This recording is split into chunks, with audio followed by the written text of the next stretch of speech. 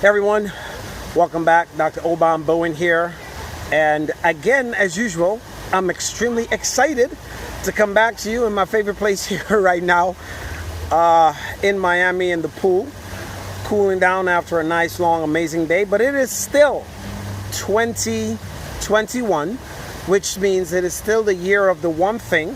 And my one thing I chose this year is growth. Growth in my life, growth in my health, and growth in my business. And specifically giving you business advice this year. Hey Van, long time brother, we definitely need to catch up. Thanks for joining in. Giving you, hey Stephanie, good to see you, thank you so much. Giving you business advice to grow your business this year. So let's jump into today's topic. As you see there, basically the 7 deadly sins for small businesses and how you can avoid them. But before I do, let's talk about what my definition of growth is. For those of you who are tuning in for the first time, right? My definition of growth is simply this: being able to consistently move out of your current comfort zone. And in life, it doesn't matter how much we grow, we'll always get into a new comfort zone. And in order to keep expanding, you have to get out of your comfort zone. So in your comfort zone is where you're comfortable, things are good, things are normal, and it ties right into today's topic. So let's jump into it. And if this video is giving you value, do me a favor, please like and share, drop a 1 in the comment if you get value. So let's jump into number 1, numero uno of the 7 deadly sins of small businesses and how you can avoid them. So number 1, it's one of the most important ones to really get: rashness, right? A lot of small business owners just jump into doing things without lots of forethought, but most so without a plan. See, in the Marine Corps, before I retired, they talked about the 7 P's of planning. It says proper prior planning prevents piss poor performance. That's the Marine Corps terminology of it. So in order to avoid being rash, right, you could be a little rational, which is planning before, because one of the most important things we're born with is the ability to set goals. So you have to set a plan. The second, number 2, the second deadly sin that kills most small businesses. And when I say small businesses, I'm talking about a business that's 500 million or more. That's what's considered a small business in the United States, okay? So number 2 is complacency. And in the Marine Corps, we used to say complacency kills, but consistency doesn't. That's the opposite, right? Be consistent. Most folks are just complacent. They're just doing fly by the cuff, fly by night, what they feel emotionally to do. And the thing is, we must, as entrepreneurs, must discipline our emotions, because if you just live off the cuff and there's no plan, you're soon to fail. Number 3 is ignorance. Now get this, every single one of us is ignorant, but on a different topic.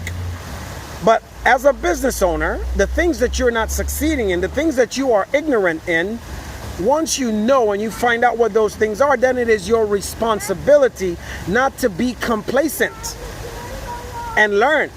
The best way to avoid ignorance, the best way to stop ignorance, is to find a mentor, find someone. Hi sis, good to see you, love you Sonia, right? So the best way to actually fight this, thank you too, sis, good night. So the best way to fight that ignorance is to find someone who's kind of already done what you're looking to do, especially in business. Get advice, hire a mentor, hire a business coach, hire a consultant that specializes in your field, so that you are no longer ignorant on that subject. You're no longer ignorant on that topic. Don't get me wrong. I know just enough to be dangerous and more than enough to get into trouble. But what I am best at is finding those who are better than I am in any area.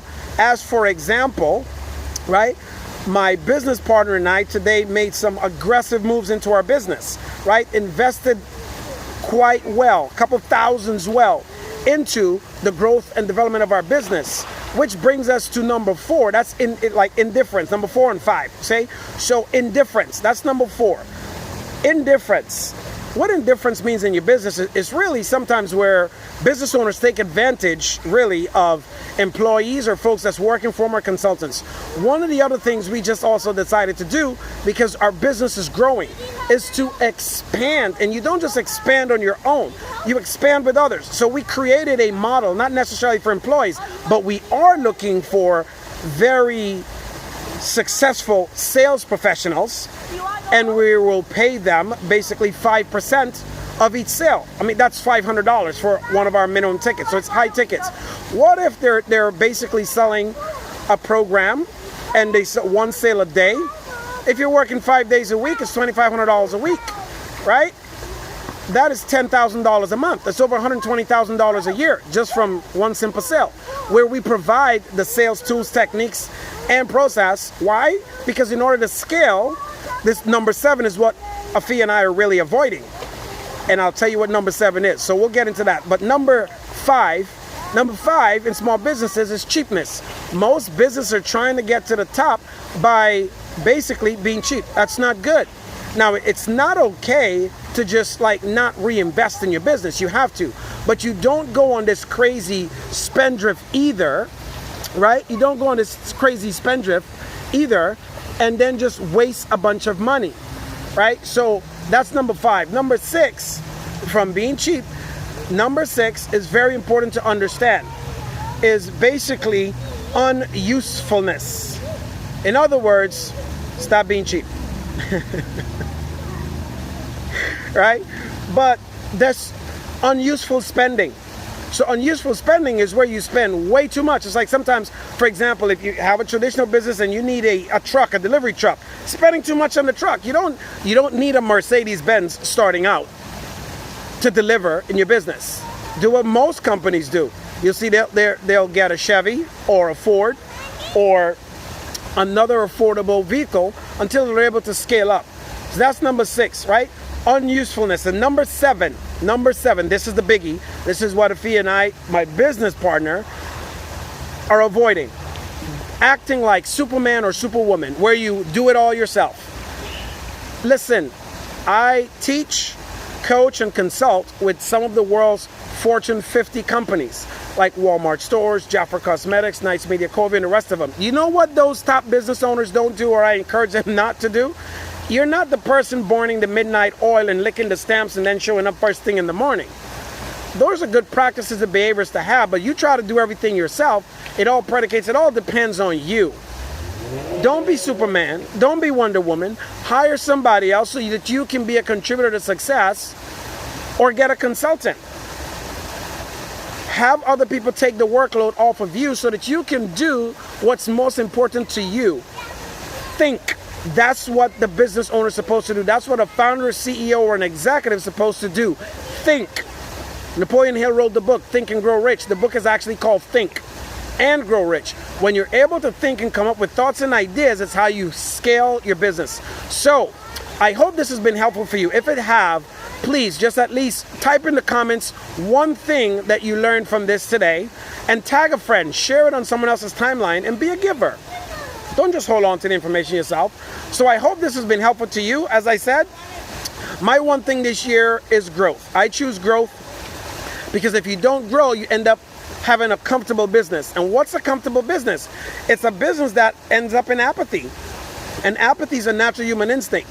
It's common to us all, and it consistently forces us to seek a comfort zone where nothing ever changes. In order for your business to change, you want it to grow. In order for your business to grow, you must choose growth. Because if you don't choose growth, you will end up having an inconsistent, complacent business. So I hope this has been a blessing to you today. And if it has, be a blessing to someone. Tag and share and like, and be someone that gives. This is Dr. O saying, I hope you choose growth, because if you don't choose growth, you end up with a business or a life of apathy. I'll see you tomorrow with another video to help you grow your business again. If you want to know how we're helping other entrepreneurs build, scale, and explode their businesses, go to the yearoftheonething.com and we'll show you more there. Take care, God bless, and talk to you soon. Bye for now, everyone.